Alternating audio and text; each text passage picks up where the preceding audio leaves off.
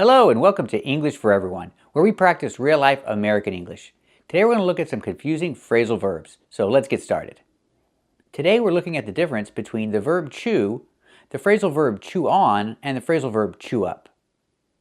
They're all a little different, so let's take a closer look. Example, you should chew your food well before you swallow it. So the verb chew, you should chew your food before you swallow it. Remember the action swallow. Swallow. Again, you should chew your food well before you swallow it. Let's practice. Should you chew your food well before you swallow it?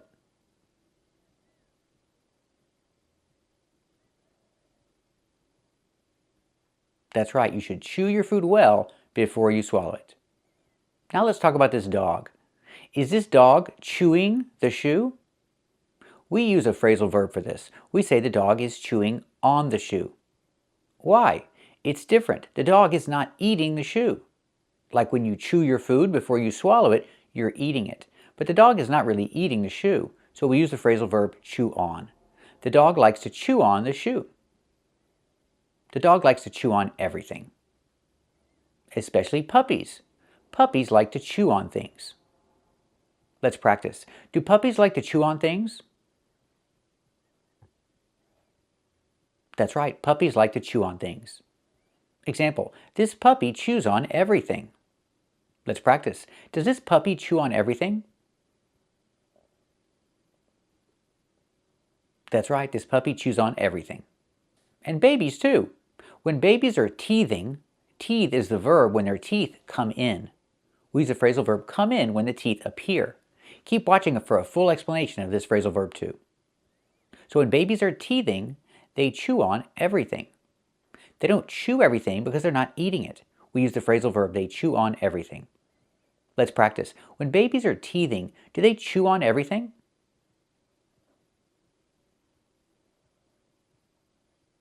That's right. When babies are teething, they chew on everything. Do babies chew on their fingers? That's right. Babies chew on their fingers. Do they chew on their toys too?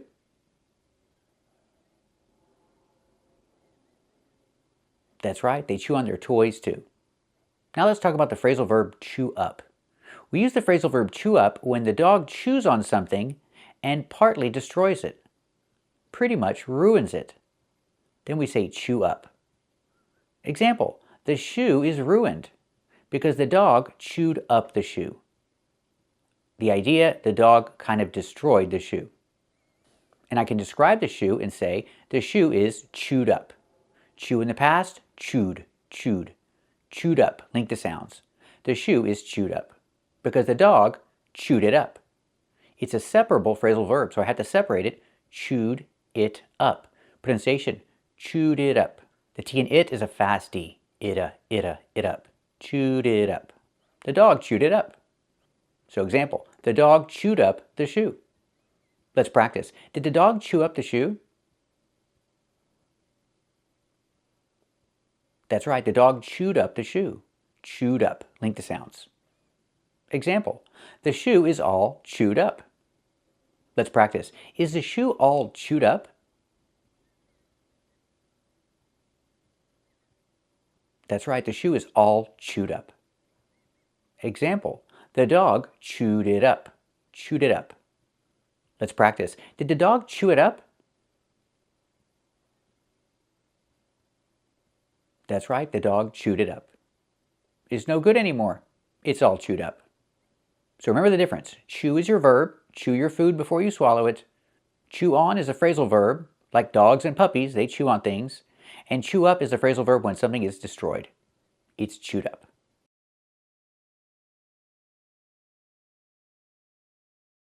Example, the baby is teething. Let's talk about the verb teethe. Compared with the noun teeth, one tooth, more than one teeth, the TH makes a sound with no voice, like in thank you and think. Again, teeth. These are my teeth. But teethe is a verb, and the TH makes the voice sound, like in father and mother. Teethe. So I can say the baby is teething. That's the continuous form. The baby is teething. What does that mean? That means the baby's teeth are coming in or coming out. Well, we use the first one. We say the baby's teeth are coming in.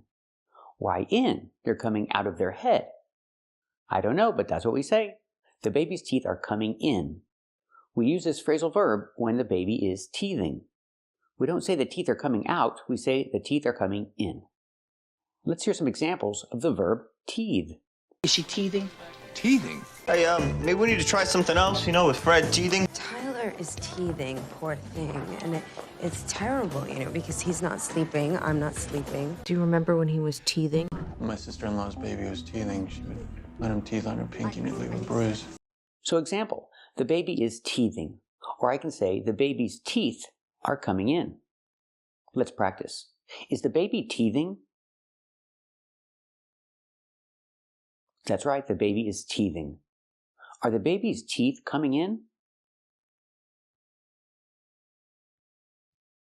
That's right, the baby's teeth are coming in.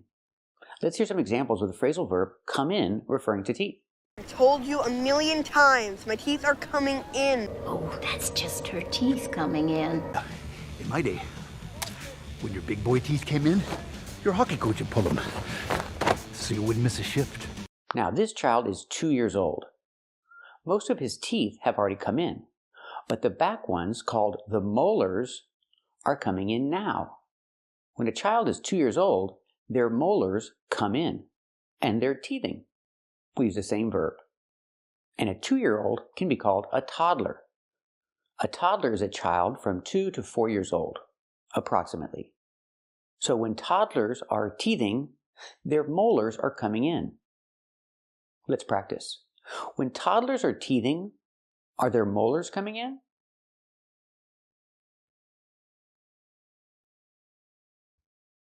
That's right. When toddlers are teething, their molars are coming in. That's their back teeth. And these teeth are called wisdom teeth. And they don't come in until you're 17, 18, 19 years old. When you're a teenager, your wisdom teeth come in. Again, we use the phrasal verb come in. When you're a teenager, your wisdom teeth come in. And why do we call them wisdom teeth? Wisdom is the noun and wise is the adjective. The old man is very wise. You need to respect his wisdom. That's where the word comes from. So they're called wisdom teeth. So he's a teenager, and his wisdom teeth are coming in. But we don't say he's teething. Teething is for kids, not for 18-year-olds, not for teenagers. We say their wisdom teeth are coming in. Let's practice. He's a teenager. Are his wisdom teeth coming in? That's right, his wisdom teeth are coming in. So remember the difference. The noun is teeth. These are my teeth. And the verb is teethe. Babies teethe. And that's what we say when their teeth are coming in. Remember, use come in to talk about teeth coming into your mouth or out of your head. However you look at it, we use the phrasal verb come in when talking about teeth in this situation. Keep watching to practice with more confusing phrasal verbs. Today we're learning this phrasal verb, go about. What does it mean? It means to continue or to carry on with your activity, whatever activity it is. I can say, go about your business, go about your day, go about your daily life. It means to continue and carry out an activity. Let's hear some examples. Well, I'm judging only on the basis of one afternoon and an evening, but if this is how you go about your work, I'd say you'd be lucky to get through a whole day. Now go about your business and pray. You can go about your business. Move along. Just go about your daily business. So you can just watch it and go about your day? So example, as you go about your day, as you go about your daily life, you should think in English. You should try to think in English as you go about your daily life, as you go about your day. Let's practice. As you go about your daily life, what should you do? Should you try to think in English?